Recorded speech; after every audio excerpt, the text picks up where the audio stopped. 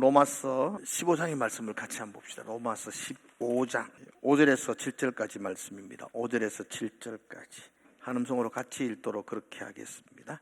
같이 읽읍시다. 시작.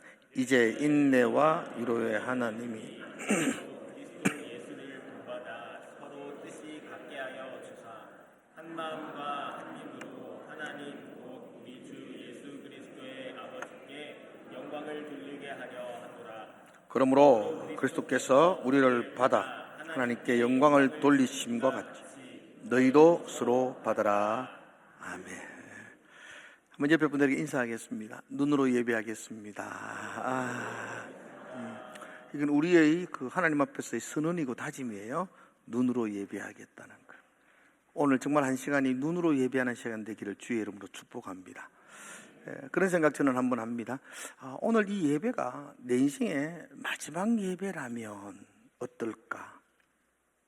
내일도 드릴 수 있고 다음 주도 드릴 수 있는 그런 예배가 아니고 내 생애의 마지막 예배라는 마음을 가진다면 우리 예배는 달라질 거예요. 마음의 태도가. 또 그렇게 달라진 태도로 예배 드리는 걸 하나님이 기뻐하실 거예요.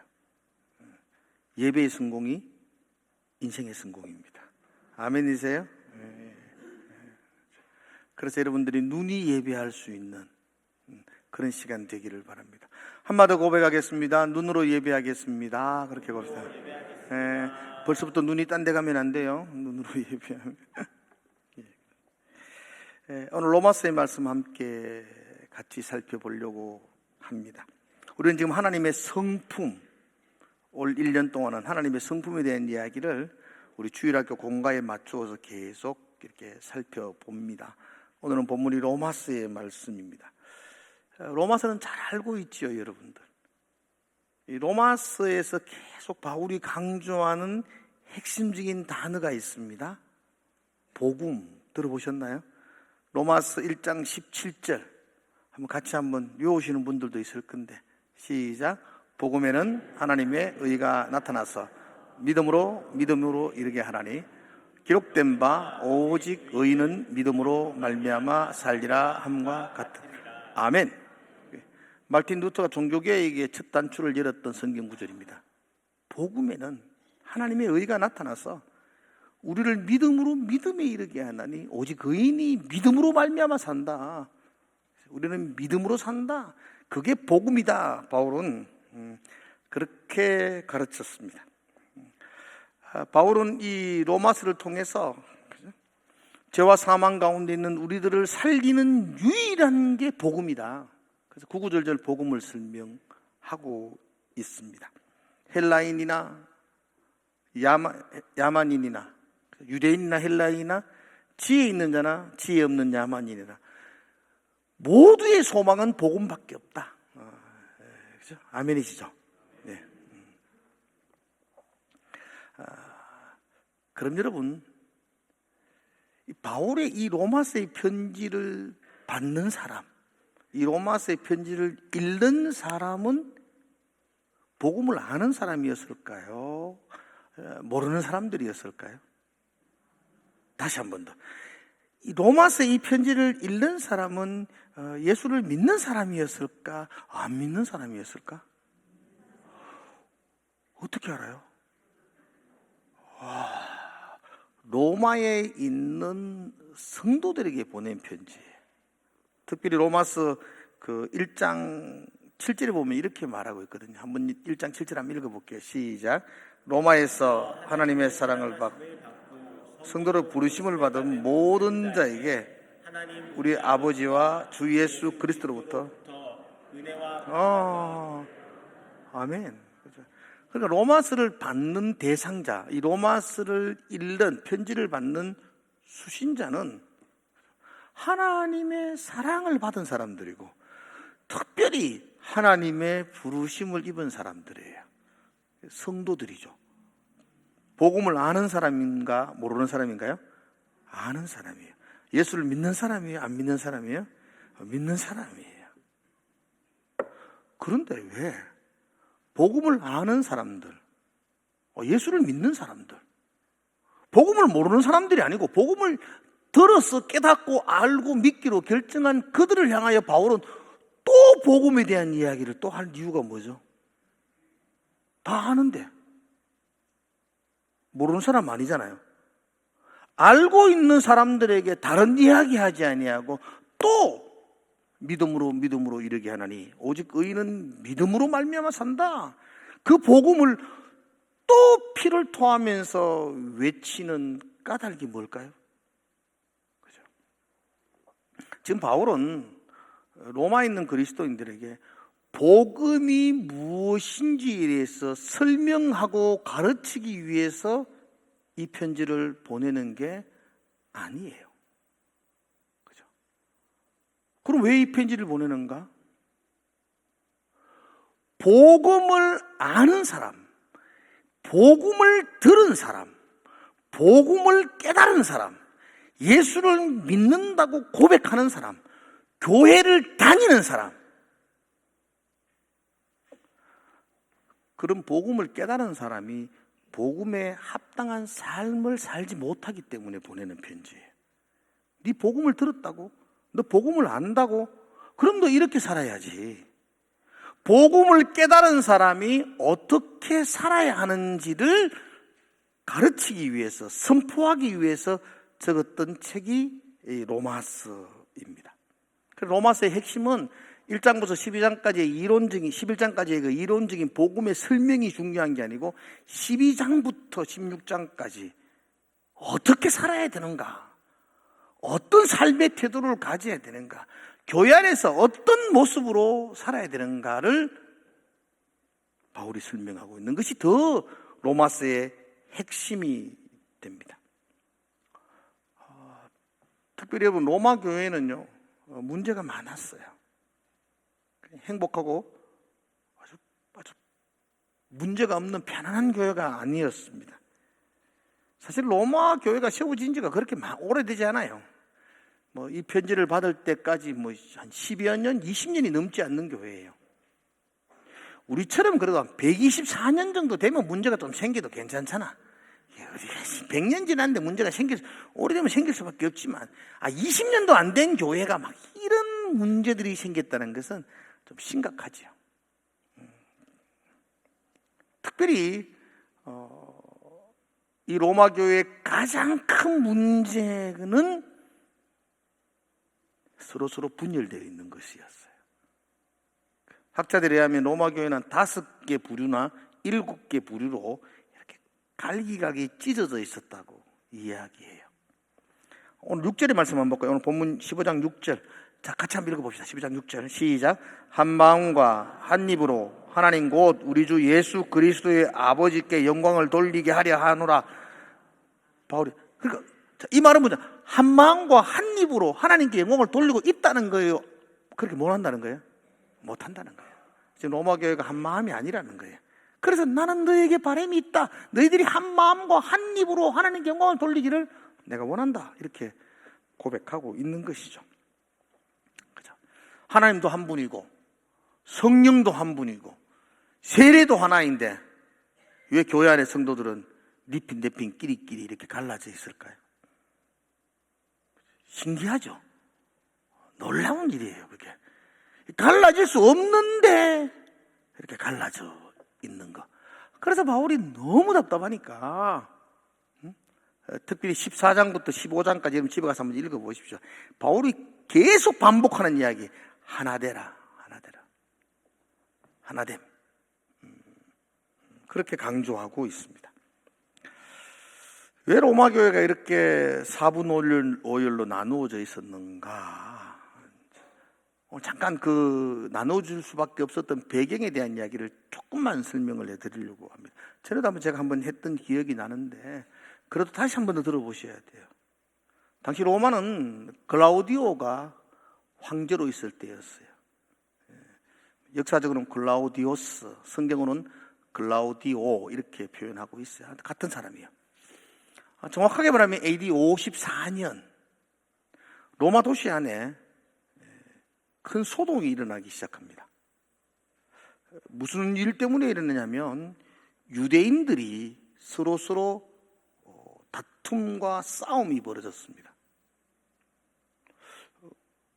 살펴보니까 유대인들 중에 예수님을 믿는 유대인들이 있고 예수를 안 믿는 여전히 예수를 배척하는 유대인들이 있는 거예요. 로마 도시 안에. 예루살렘 교회가 3,000명, 5,000명으로 부흥하다가 헤롯에 의한 박해가 일어나고 그 도시에 있던 성도들이 각처로 흩어지면서 로마까지 왔죠. 그러므로 로마 교회의 주축 인원들, 로마 교회를 처음 세운 사람들은 예수 믿는 유대인들이었었어요. 그래서 한 사람 한 사람 헬라인들을, 로마인들을 세천자로 받아서 교회를 이렇게 세우고 있었던 상태였어요. 로마 도시도 마찬가지였어요. 거기서 도망온 유대인들과 또 유대인들은 각지로 흩어져 있었으니까 로마에 오랫동안 정착하고 있던 유대인들 간에 예수님이 메시아다 아니다 이 문제 때문에 서로 극심한 다툼이 일어났어요. 유대인들끼리 다투는데 뭐 큰 문제가 있겠나 싶은데 그게 만만한 일이 아니었어요. 왜냐하면 당시 로마 도시의 시장 경제를 좌우하고 있는 그룹이 유대인들이었어요. 유대인들은 돈에 밝았잖아요. 그래서 금융, 시장, 상업 유대인들이 다 장악하고 있었는데 그 유대인들이 막 싸움을 싸우는 바람에 로마 전체의 경제 기반이 흔들리기 시작합니다. 그래서 글라우디오 황제가 이 문제를 놓고 해결을 해야 돼요. 한 번에 해결합니다. 어떻게 해결한지 아세요? 둘이를 불러가 화해시키고 그런 거 없었습니다. 글라우디오 황제는 모든 유대인들은 로마에서 떠나라. 다 나가! 그러니까 경제활동하던 그 모든 것들 다 내려오고 나가야 되니까 뭐 어쩌면 재산을 다 압수한 거나 똑같아요. 그리고 경제가 살아나기도 하고. 유대인들 너것들은 로마에 있지만 다 추방. 그래서 뭐 예수 믿는 유대인이나 예수 안 믿는 유대인이나 유대인이란 유대인은 다 로마 도시에서 하루아침에 쫓겨나게 되었어요. 여러분 사도행전 18장 2절의 말씀 여러분 잠깐 한번 볼래요? 같이 한번 볼까요? 사도행전 18장 2절. 자, 시작. 아굴라라는 본도에서 난 유대인 한 사람을 만나니 글라우디오가 모든 유대인들을 명하여 로마에서 떠나라 한 고로 그가 그 아들 브리스길라와 함께 이달리아로부터 새로운지라 바울을 그들에게 가매. 고린도에 있었던 일이거든요. 바울이 고린도 갔을 때 고린도에서 동역했던 사람이 그 아굴라와 브리스길라 부부였는데 이 사람이 원래 로마 살고 있었는데 로마에서 굉장히 상권을 쥐고 있었는데 글라우디오 황제가 이 사건이죠. 다 나가! 이러니까 고린도까지 온 거예요. 그래서 바울을 만나서 함께 복음을 전했다. 이 말을 하고 있는 거죠. 자, 이런 배경을 두고 로마 교회를 생각해 보셔야 돼요. 로마 교회의 중심은 유대교 그리스도인들이었어요. 유대인 그리스도인들. 그들이 다 로마 교회의 중심을 맡았어요. 그리고 헬라인인 로마 사람들을 전도해서 로마 교회라는 걸 이렇게 세워나가고 있었어요. 근데 하루아침에 유대인들은 다 나가. 로마 교회 안에 유대인들이 다 추방을 당한 겁니다. 설교하던 사람 다 쫓겨났습니다. 대표기도 하던 장로님들 다 쫓겨났습니다. 식당 봉사하던 헌신자들 다 유대인들이었습니다. 다 쫓겨나버렸습니다. 그렇게 크지 않는 로마 교회 안에 중심을 잡았던 유대인 크리스찬들이 하루아침에 다 추방을 당했어요. 다음 주를 설교 누가 하죠 그러면? 누가 해야 돼요? 대표기도 누가 해야 되죠? 세신자가 해야 돼요. 헬라인이, 로마인이 해야 되죠. 야, 네가 설교해. 난 설교 뭐 한다 막. 그래도 할 사람 없다 누가 하는데 우리가 우야노 막 네가 해라. 그래서 다음 주에는 교회 온 지 한 달밖에 안 된 이 선생님이 설교하러 나오는 거야. 설교 잘했을까요? 못했을까? 설교가 여러분 만만하게 보이는 모양이네. 교회에 뭐 한 달 나오고 나면 설교 막 잘할 줄 알지요? 엉망이 됐을 거예요. 근데 쫓겨난 유대인들은 돌아올 수 없잖아요. 그 사람이 다음 주도 설교해야 되죠. 그 다음 주도 설교해야 되죠. 1년을 설교했어요. 좀 폼이 나겠죠. 2년을 설교했어요. 좀 그럴듯해져요. 이제 막 설교가 조금 익숙해져요. 무려 5년을 합니다. 글라우디오 황제가 5년 만에 죽습니다. 로마 법은 황제가 제정했던 법이 그가 죽으면 다시 이렇게 무효화되어 버려요. 그래서 5년 후에 비로소 쫓겨났던 유대인들이 다시 로마 교회로 돌아오게 돼요. 5년을 설교했어요. 5년 만에 유대인들이 교회에 돌아왔어요. 얼마나 반갑겠어요. 5년 전 쫓겨나갔던 그 교회의 장로님들과 중직자들 다 돌아왔어요. 그리고 첫 예배를 드려요. 얼마나 감격적이겠어요. 5년 전에 그때 이제 갓 교회에 나온 새 가족이었는데 나와가 설교하는데 막 기가 막히네. 설교가 막 5년을 했으니까 대표기도 하는데 막 눈물이 질질 나도록 대표기도를 잘하죠. 5년을 계속 했으니까요. 그러니까 유대인들이 너무 감격스러웠어요. 너무 감격스럽다. 너무 멋있다. 교회가 다 무너진 줄 알았는데 하나님께서 이 붙들어 주셨구나. 그리고 예배를 마치고 난 다음에 설교했던 그 예전의 새신자죠. 이 선생님 너무 수고하셨습니다. 5년 동안 너무 고생하셨습니다. 와, 너무 멋지게 설교하네요. 다음 주부터 내가 할게요, 이제. 그리고 왜 해야 돼요? 내가 장로니까 내가 해야죠. 이때까지 내가 했는데요. 그래도 이제 내가 해야죠. 왜요? 이해가 가세요? 모든 교회가 유대인들이 없이도 5년 동안 잘 굴러갔는데 그들이 와서 내가 해야지요. 왜 그래요? 이제 대표기도 내가 할게요. 우리 잘하고 있는데요. 순서 따라서 하면 되죠. 뭐 꼭 이제 당신들이 다 할 건 없잖아요. 미묘한 다툼과 갈등이 생기기 시작합니다. 더 큰 문제는 예배 마치고 식당에서 밥을 먹을 때이죠. 5년 만에 돌아왔다고 헬라인들이 막 토요일날 모여가지고 얼마나 많이 진수순자를 준비했겠어요. 그래서 그날 메뉴가 삼겹살, 목살, 스테이크 쫙 차려놨죠. 근데 문제는 유대인들은 어릴 때부터 먹지 못하는 음식이 있어요. 그죠? 돼지고기 못 먹습니다. 되새김질 하지 않고 발이 이 쪽발인 못 먹어요. 오징어 못 먹습니다. 비늘이 없고 지느러미가 없는 물고기는 또 안 먹어요. 어릴 때부터 철저하게 먹을 수 있는 음식과 먹을 수 없는 음식이 있었어요. 근데 로마인들, 헬라인들은 그런 거 없어요. 다 잘 먹어요. 그래서 돼지고기가 제일 맛있지. 그러니까 그 유대인들, 돌아왔던 유대인들, 아니 이런 음식을 어떻게 먹어? 5년 전에 모든 식당 봉사가 유대인들이 할 때에는 문제가 없었어요.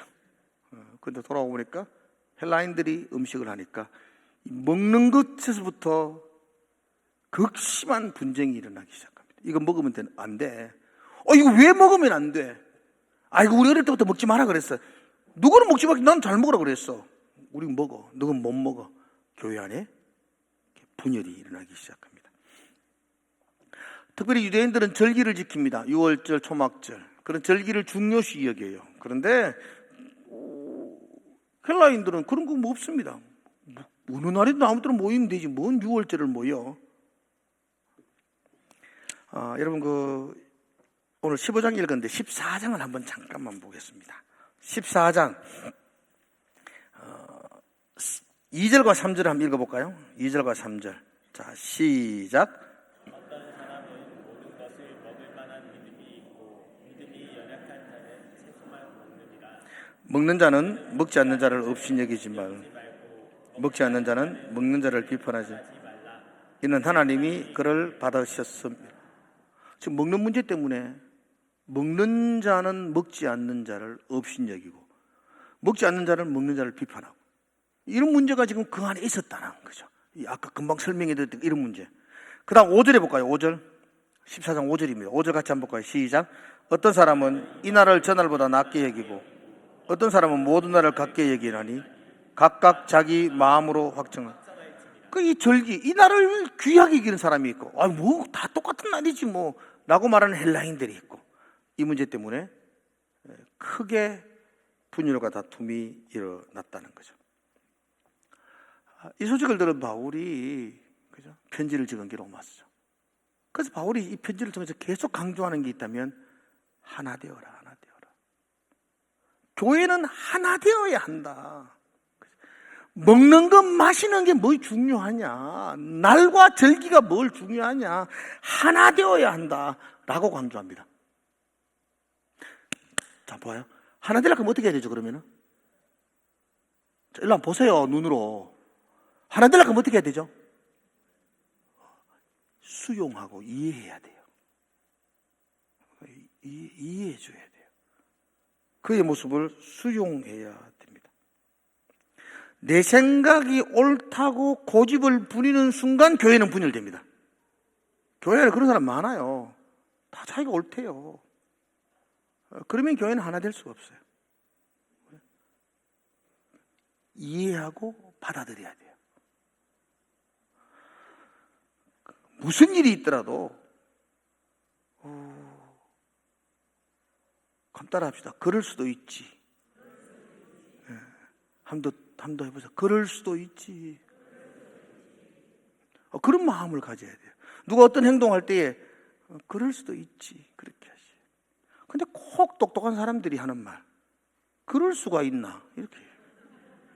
이러면 하나님은 다 깨지는 거죠. 네 똑똑하다만. 네 똑똑한 것 때문에 교회는 분열되는 거예요. 그럴 수도 있지. 이 마음이죠, 이 마음. 그 마음을 가리켜서 수용 그럽니다. 수용. 오늘 설교의 주제가 수용입니다. 너희가 받으라. 그게 수용입니다. 수용. 수용은 무슨 뜻이냐 하면 한번 수용 무슨 뜻이죠? 그렇죠. 수용은 이런 뜻이에요. 현재의 모습이나 상태를 한번 따라해 봅시다. 시작. 현재의 모습이나 상태를 그 다음에 시작. 있는 그대로 받아들이는 것. 잘 봐요. 지금의 모습이나 지금의 상태를 제일 중요한 겁니다. 있는 그대로 받아들이는 것. 이 잘 안 되죠. 고쳐가 받아야 되죠. 그런 분열됩니다. 수용은 뭐죠? 있는 그대로 받아들이는. 근데 이게 잘 안 돼요. 내가 이해가 잘 안 되니까 저 사람의 모습이.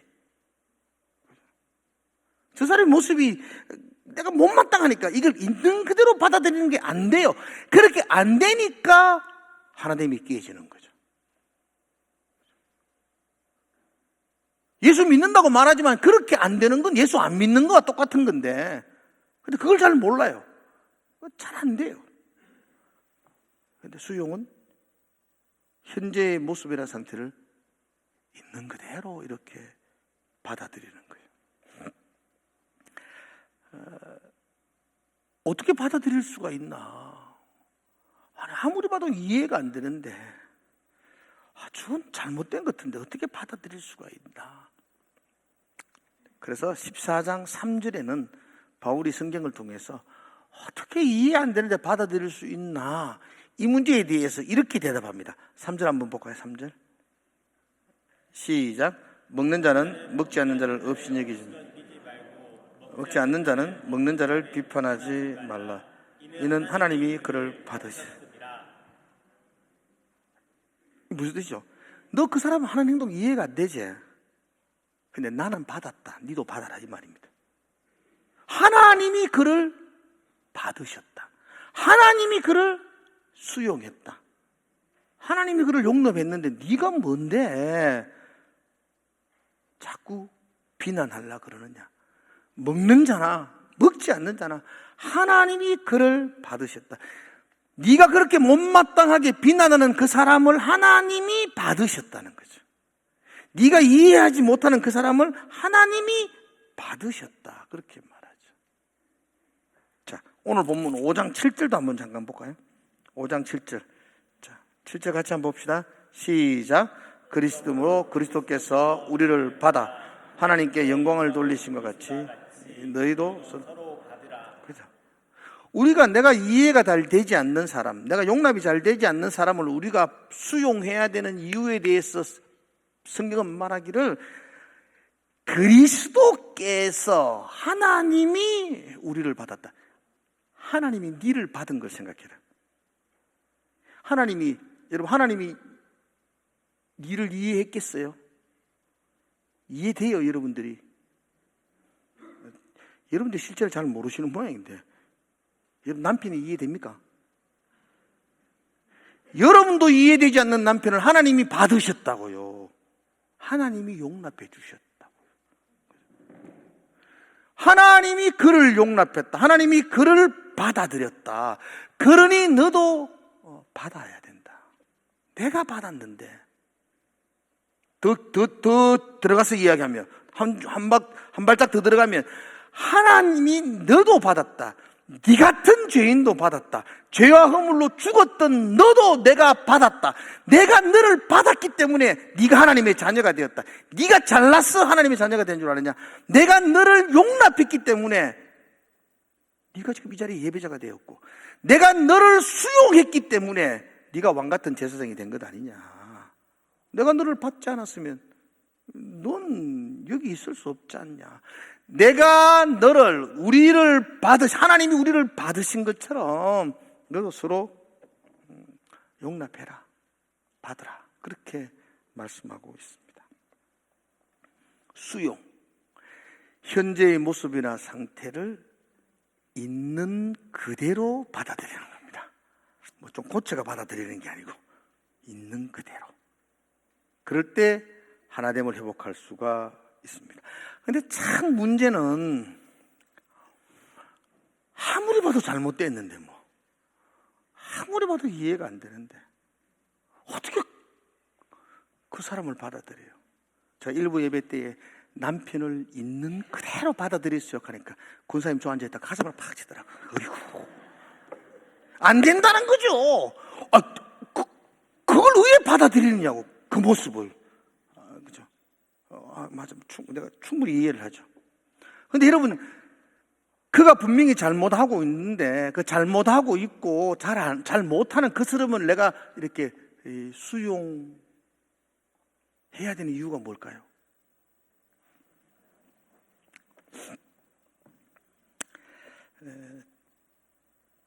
첫 번째 이유는요, 네가 생각하기에 그가 잘못된 것 같은데 그건 네 생각이지 그게 정답이 아닐 수도 있습니다. 네가 진짜 옳나? 네가 생각하는 게 진짜 맞나? 우리는 내가 생각하는 게 맞다 생각하죠. 그가 잘못됐다 생각하죠. 하나님 보실 때 또 먼 훗날 한번 돌아와 보이소. 네가 다 맞았는가? 우린 그렇게 전능하지 않아요. 다 우리가 다 맞지 않을 수도 있다고요. 그러니까 네가 맞다고 생각하는 게 맞지 않을 수도 있다는 거죠. 그래서 성경은 맞다 안 맞다, 옳다 틀리다라고 판단하지 않아요.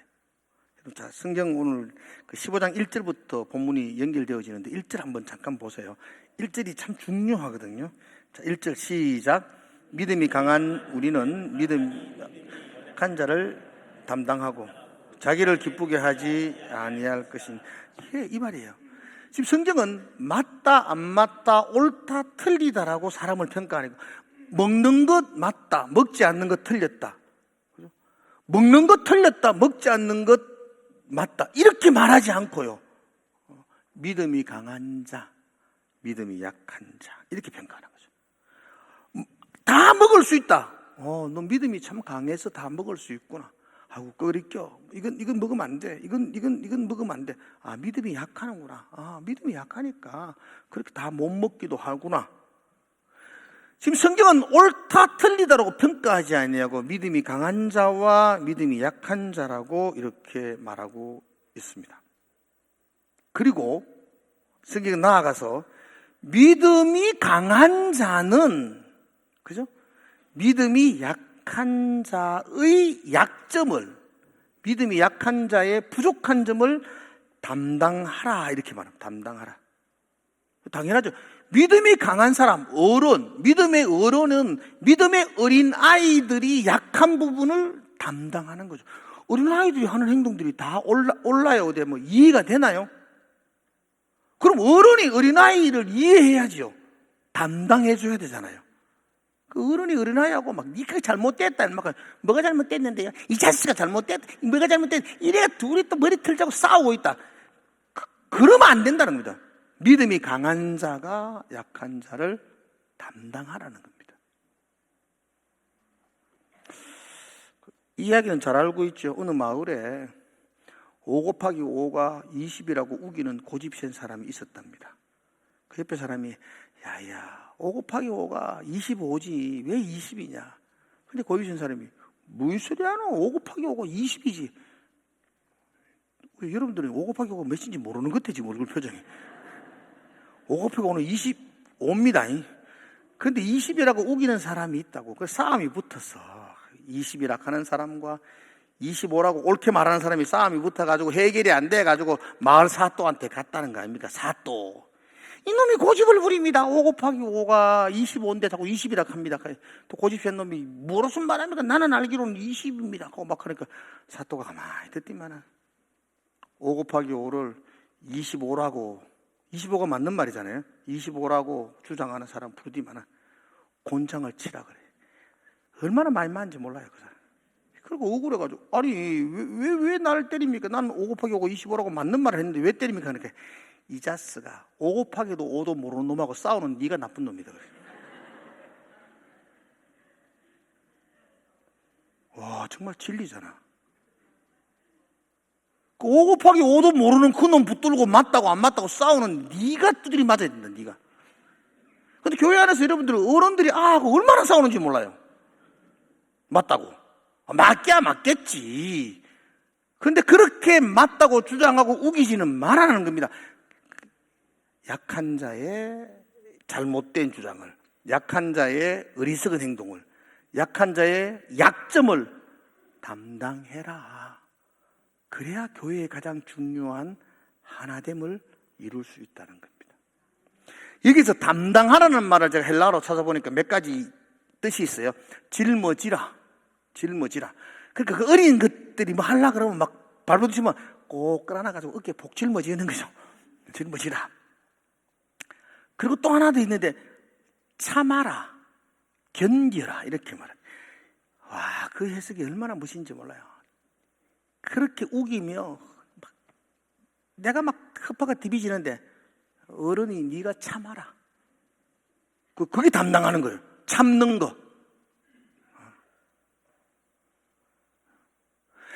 믿음이 강한 자는 믿음이 약한 자의 약점을 꼴보기 싫어요. 이해가 안 돼요. 그래도 참아라. 그게 담당하는 거예요. 그렇게 담당할 때에 하나됨을 이룬다고 말하고 있습니다. 어른이 네가 좀 참아주면 그 철없는 그 놈이 점점 자라서 어른 된다. 그러면 건강하게 하나가 될 수 있다. 이게 지금 사도 바울이 로마서 교회인들에게 이야기하고 있어요.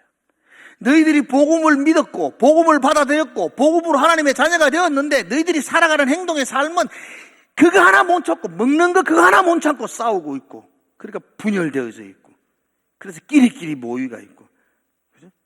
그거 어린아이가 외치는 그걸 이해하지 못하고 그걸 또 못 참아가지고 죽일 듯이 싸워가지고 하나됨을 다 깨트버리고 그래놓고 뭔 복음을 안다고 복음을 믿는다고 그래놓고 뭔 예수를 믿는다고 그런 말 하느냐. 네가 정말 복음을 안다면 받아들여라. 하나님이 너를 받아든 것처럼 너도 너의 이웃을 너의 옆 사람을 받아주라. 그렇게 말하고 있습니다. 옆에 분들에게 내가 이해하겠습니다. 이렇게. 이해하겠습니다. 안 되겠다. 다시 합니다. 내가 참겠습니다. 그렇게. 다시 큰 소리로 내가 참겠습니다. 좀 참으이소. 나도 많이 참아가지고 내 아내하고 살잖아요. 얼마나 참겠어요 내가.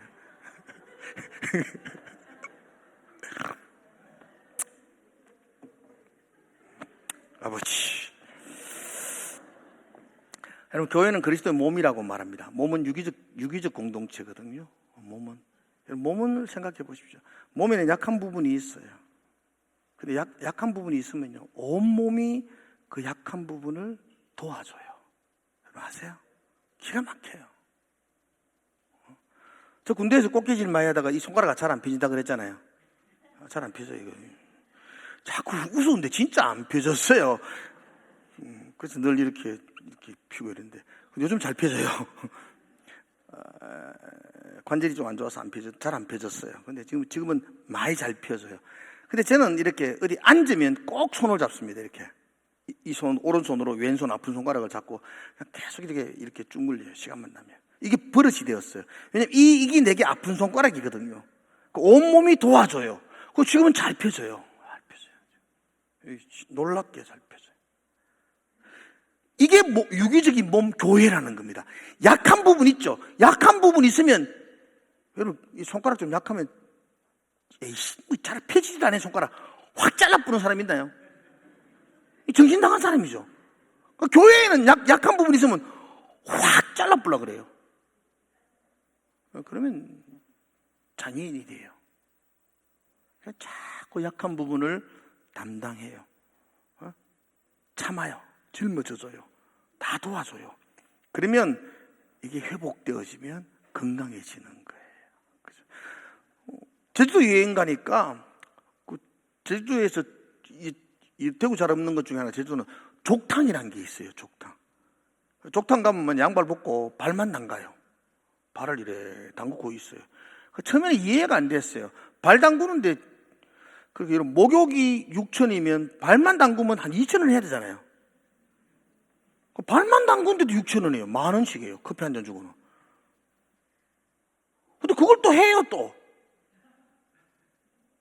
근데 이제 여행이니까 이제 그거 해보면 발만 담그고 있는데 온몸의 피로가 풀려요. 신기하죠?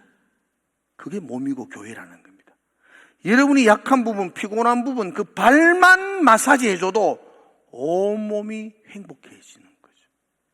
여러분, 우리 교회 가운데 약한 부분이 있다고, 약한 자가 약점이 있다고요. 그걸 정죄하고 비판하는 것이 아니고 믿음이 강한 자들이 꼭 감싸주고 꼭 덮어주면 온몸이 건강해져요. 그리고 행복해지는 거죠. 그게 하나됨, 그게 교회.